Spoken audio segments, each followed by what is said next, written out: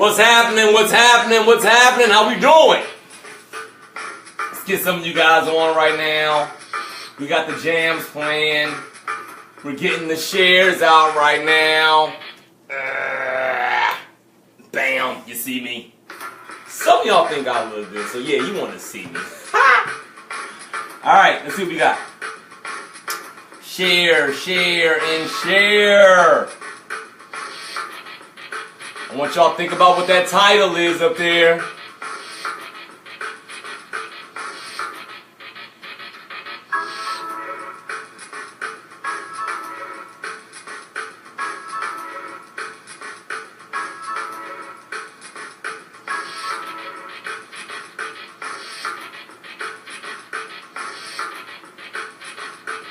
There we go. Sure, sure, sure.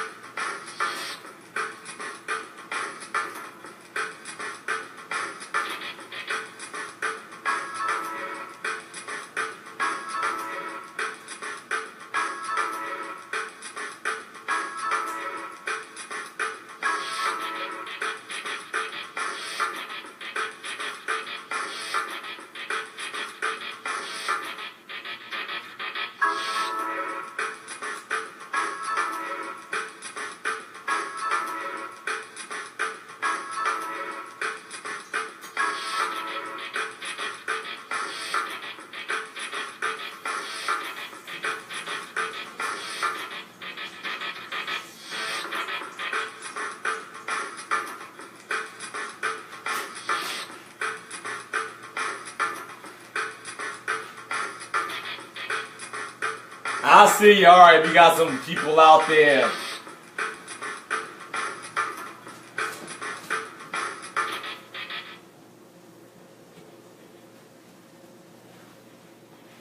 All right, let's go ahead and rock and roll, guys. How are you all doing out there in Facebook land and however that's you're seeing this, maybe on YouTube or anything along those lines, right? Number one, thanks for being here. I'm Coach G, your master mindset creator, and this is Coach G's Radical Man Show, guys. We're at episode 13. 13 times I've been sitting having conversations with men, and today's conversation might be a short one, but it's a deep one, and I want every guy, especially if you're in a relationship, especially if you're a father, especially if you just have certain bonds around you that may be outside of spousal, partner, parental, right? I don't care if it's about your best friend cousin, your co-workers. This conversation is going to be great for you guys today. And just like the title says, what we're going to talk about is what happens when we as men drop the ball. And let's just be honest. There are times that we just flat out drop the ball. And we do this in a couple different areas, right? I mean, I got to be honest with you guys. This week alone, I have probably dropped the ball, so to speak, more so than I have at probably any other time this year or maybe within the past couple years. You know, I found myself reacting with a lot of my first thoughts, right? I mean, it doesn't matter if it was a situation with a good friend of mine and we're going back and forth about something. Heck, it could be with my kids. I got all three of my kids here with me right now. And it's times that I just flat out drop the ball. I overreact. I yell when I shouldn't yell. I probably discipline when I shouldn't discipline, right? And they're sitting there stuck in the corner wondering what the heck happened right now. And particularly with my spouse. You know, like I've dropped the ball numerous times. So we're going to talk about that right now, right? And particularly if you're in a relationship, how do you try to bounce back after a big drop, right? I mean, guys, you all know my life. I'm pretty open about this whole thing. You know, I'm a coach. I work with men who have issues with compulsive habits. My wife, she also deals with mental health concerns as well, mental health issues that she is very proactive about, right? She even joined the call to join the video today. Hey, but, you know, she's very proactive about mental health, about her mental health, about her well-being, about the plan she has moving forward. And I'll be the first one to tell you guys, like, trying to navigate this different terrain. And listen, let's not just just completely isolate this around mental health, but more so around the fact that we all don't think the same. We're not all programmed the exact same way. What's up, Shane? We're all not designed to respond to one another in the exact same way that we always want that to happen. And there's going to be conflict, there's going to be disorder, there's going to be some chaotic moments, right? Is it the throw everything out kind of situation? No, I don't think so. And neither should you.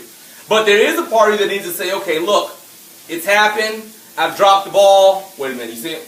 Look at my little man right behind me. But it's happened, I've dropped the ball. Now what do I do to pick this ball back up and keep moving on about my life right now? So the example I started out with you guys was not just about me and some good friends, me and my kids, but probably my closest bond that I have, which is my wife. And it's been like kind of deal, like the past like 24, 48 hours. And I got to tell you guys, I dealt with probably everything that I talked to all of my men about dealing with. I ran headfirst into my first thoughts. What did that mean? That means that whenever we had a conversation, whenever something came up, the first things that entered my mind was wrapped around the 3 E's. It was about my ego. It was about my emotions. It was about my experiences. And making them apply to somebody else. That doesn't always work. Go ahead and give a wave, guys. Y'all jump back there for a reason. Say hi. Hi. I know, ain't they so cute? All right, they're gone now. Now, but that's what this is about, though.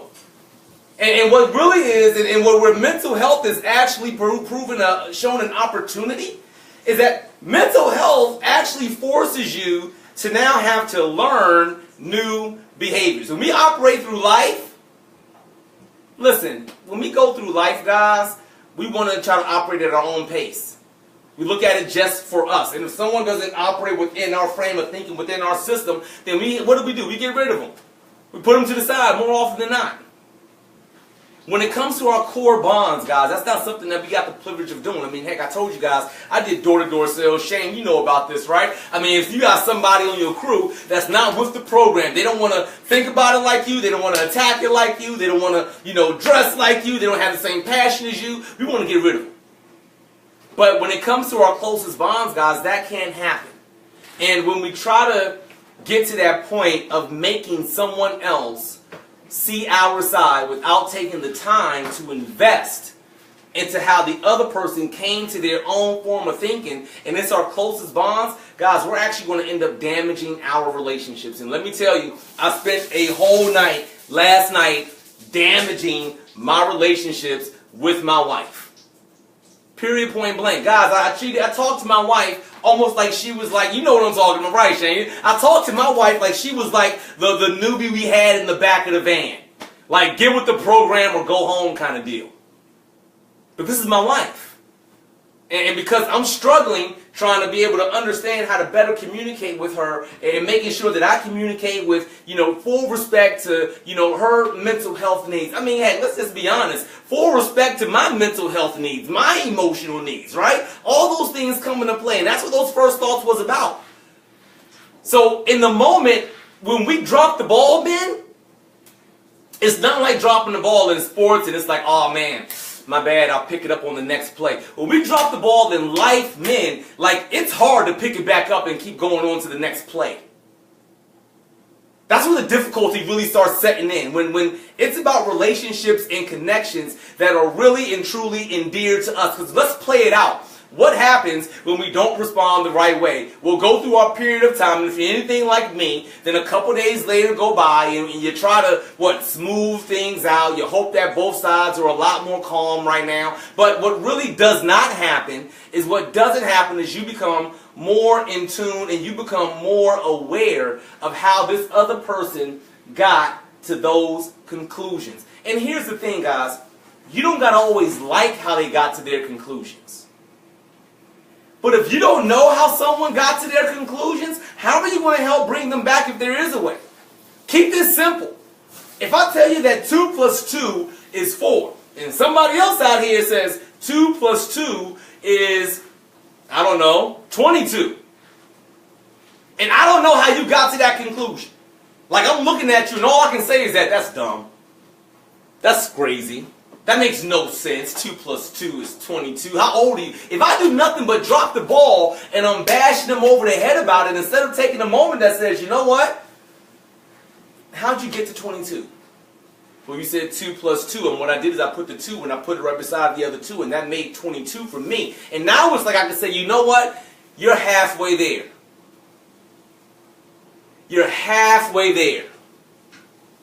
We do put it together, but this is the step that's missing. Shane says in my head, I put it off and hoping in my mind it would just vanish and go away, right? And my wife chimes in, it never goes away till the next time. And you're right, Shane, like we do that. And think about this again, we're talking to men right now. What is the rationale we give ourselves about doing that? I got to focus on what? Help me out now. Shane, me and you know it. I got to focus on work. Nah, I can't deal with these distractions. I got to focus on my kids.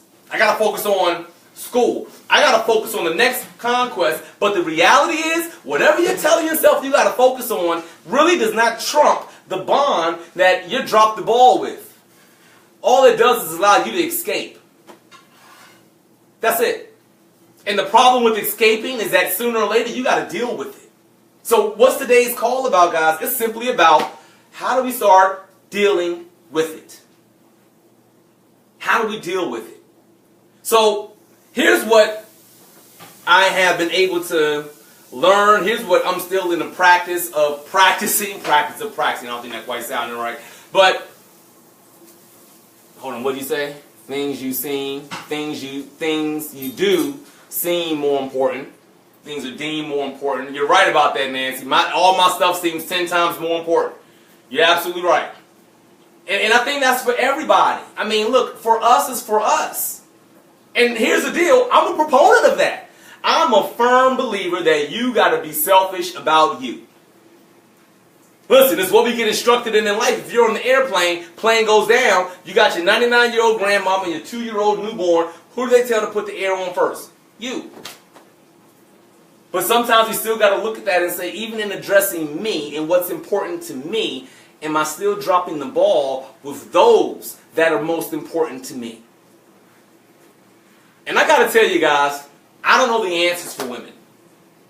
But for men, and the dynamics that we encounter, I know that this can be seen on both ways, but for men, what I want to make sure I get out to men is that we don't get into the place of thinking that we can compartmentalize when we drop the ball, and now because we've compartmentalized it, the drop the ball shouldn't be that big because we do so many other things out here as well. Like we should automatically ignore the fact that the ball got dropped. And that's the first thing I want us to come back to. Like I just need us to be aware of how that one impact impacts everything else we got going on.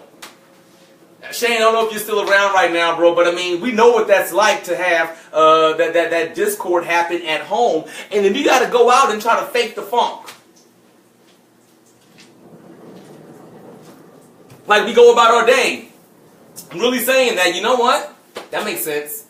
Yeah, I can put that to the side. I'm going to focus on this. I'll put on a smile for this. And we often look at women and like, oh, how'd you let the whole day get wrecked simply because of this? Right? And men are like, ah, just put it away. Just put it away. Just put it away. And I'm here to tell you guys right now, that mentality is one of the things that we got to be able to get rid of as men. Because what it does not do is continue to build the bond. Guys, you got to understand what's going to be most important for the bonds. And I don't care if we're talking about your kids, we're talking about your friends, we're talking about your spouse. What's most important is going to be a level of trust.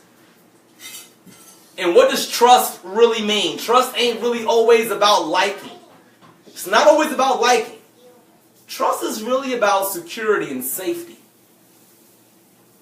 Trust says, even if you knew the dirty parts of me, I can trust it with you and you not take it and turn it into something that's even more perverted and abuse it against me. And when we drop the ball, men, and we put it away and don't want to address it, that's one of the first signs that says, you know what? I can't trust him in this area of my life. And as the whole night progressed, as the past 24 hours progressed, and I'm looking at this downward like slope I'm going into with my wife, the one thing that was like just kind of ringing over and over for me, even after our last phone call that we had this morning, was I got to rebuild trust. Like, this isn't about whether or not we love each other at this point in the game. It's not about will we get along and like each other right now. But this says, sure, we'll smile, we'll have a good time, we'll have an enjoyable moment, but can I trust that when this happens again, he won't do that again? Can I trust that even if he messes up or if I mess up, that he won't do this again? And guys, I'm telling you, the only way that you're going to be able to have that amount of trust and develop it and keep it consistent is that we got to get out those first thoughts. Right, you're right, man. So I won't do it again. Right? Can I just be honest with you guys? Can we just get out of that whole line right there? I'll never do it again. Like, can we just, like, that's something right there that automatically will destroy the trust you got in your relationship. Setting yourself up for no reason. We got to get out of saying what we're going to do again, what we're not going to do again. I put it out there so many times in my life. That's the last time I want to do this. I will never do this again. And every time I ended up doing it again, I learned something that came from it. But more importantly, I felt like crap because I just told myself I'd never do it again. And more importantly, I got to reestablish what? That trust with someone that I told I'll never do it again. Guys, you don't know what you'll ever do. You have no idea what you're capable of until the moment comes around. Even when I talk to the partners of the men that I work with who deal with the compulsive habit and compulsive issues, these women were completely unaware that they even had that level of anger and fire and upsetness inside of them. Like, just not even aware that it's even in there. So you can never say, look, I'll never do this. You can't even really say, look, I'll never do the worst thing ever. I'll never go out here and kill someone. I'll never go out here and do A, B, and C. I'll never do something like go out here and betray your trust. There's a difference in how we look at this, guys. It's not saying I'm going to willingly go out here and break your trust. But if I commit an action that I had no idea impacted your trust, like even me and my wife beginning this communication, there are so many things that I've come across in this process that I'm like, all right, cool. I'm not going to do that. I'm not going to do that. I'm not going to do that. And I turn around and I do it. And then there's a part of me that has to say, realistically, honey, I'm going to do this. I'm going to try to not do it. But if I do this, this may bring about this for you. We got to have a conversation about that. Because if not, what happens? I'm going to do it. I'm going to drop the ball. That's what the call's about. I'm going to lose trust. I'm going to try to do what my man Shane said, compartmentalize it, put it away, hope it vanishes, and I don't got to deal with it again. And then we get back to all that surface BS conversation. How's the weather? You look good. Oh my goodness, the food tastes nice. Oh, bullshit. It's bullshit. It's nothing real. It's fantasy. That's what it really is, guys. It's you existing in a place of fantasy. It's like you just went ahead and escaped the fantasy island. It's like you're just sitting there like all the real shit's floating above you. The plane, Mars, the plane. Some of y'all like way too young to even know what the heck I'm talking about right now. But if you know Fantasy Island, there you go. But that's where we are. And when we drop the ball as men, I can't speak for women dropping the ball. But when men drop the ball, guys, we can't think that's how our life is going to be able to rock and roll. We can't sit up here and say that, you know what? I'll leave that there. I'll deal with it. I'm willing to guarantee you guys, very rarely have you put something to the side, not dealt with it, came back to it, and it was exactly as you left it. You see, more often you come back to it and it's gone. Or it's gotten 10 times worse. That's it. There's no two ways really around it. You got a choice. You deal with it, or it'll leave you, and not in the way you want it to leave you, or you'll come back to it and it's going to end up being 10 times worse. And I got to be honest with you guys, that's where communication is, or was, for me and my wife. Like, don't get me wrong, we aren't perfect with communication at all. There are times that I know me and my wife probably still need a mediator. It's a growing process. Like where we are today versus 10 years ago. Like when I met my wife 10 years ago, like it was like, hey, baby, can you? Yep, not a problem. I'll do. Now, fast forward 10 years, it's like, hey, honey, can you? And it's like, well, nah. And that's a whole new dynamic. That's something new. And the newness of it is like her being able to advocate healthily for what it is that she wants, and me now having to be able to look at it and say, okay, that's a different aspect of what we used to have here. And I got to be able to address it. We got to be able to communicate about these things. Listen, guys, I can't hold you guys up long. I got a lot of things happening today. I got a very important meeting coming up pretty soon. As a matter of fact, hence the whole button. That's like probably the first time you guys ever seen me in anything like with buttons kind of deal, right? But listen, guys. Oh, and Rachel, thank you. You and Mark been together for 10 years too. Absolutely, dynamics have changed a lot. Got to be able to grow together. Sometimes people grow apart, and that is such a great point to hit this on. And you got to look at why does growth apart actually happens, though. Like if we're always communicating, there's no reason we should ever be apart. If we have the same kind of drive about where this relationship needs to go, like I don't care if, we end up on, knock on wood, opposite sides of the country. We got to still be able to have that dynamic that says that we can still grow, even though our interests, our beliefs, our desires, our passions, our all these things that we thought comprised of us 10 years ago, 5 years ago, however long you guys have been in your relationships right now, that can change. And change is okay. So it's so interesting that when I hear about the word grow, that we rarely hear like grow together. Like when we do, it's always about like the chronological growth. I want to grow old with someone. Guys, how about we just learn to grow up with someone?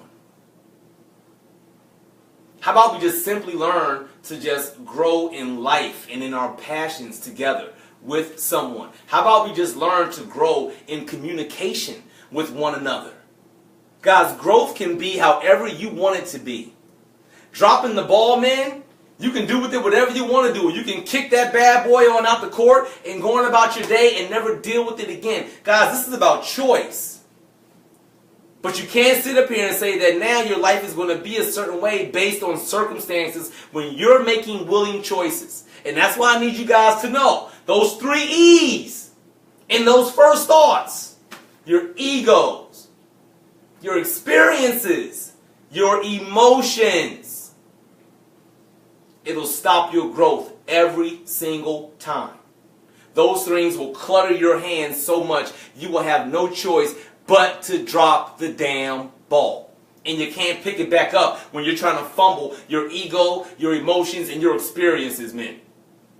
So listen, guys, I gotta rock and roll. I gotta go. Rachel, thanks. Nancy, thanks. Shane, thanks. Y'all know it. I already said it to you guys. I love you guys. Keep kicking ass. And for any man out there who's dealing with that drop the ball moment, because been there. If you're dealing with the compulsive habits, if you're dealing with just trying to understand where your manhood falls into this scenario, guys, look, it's okay. Give me a call.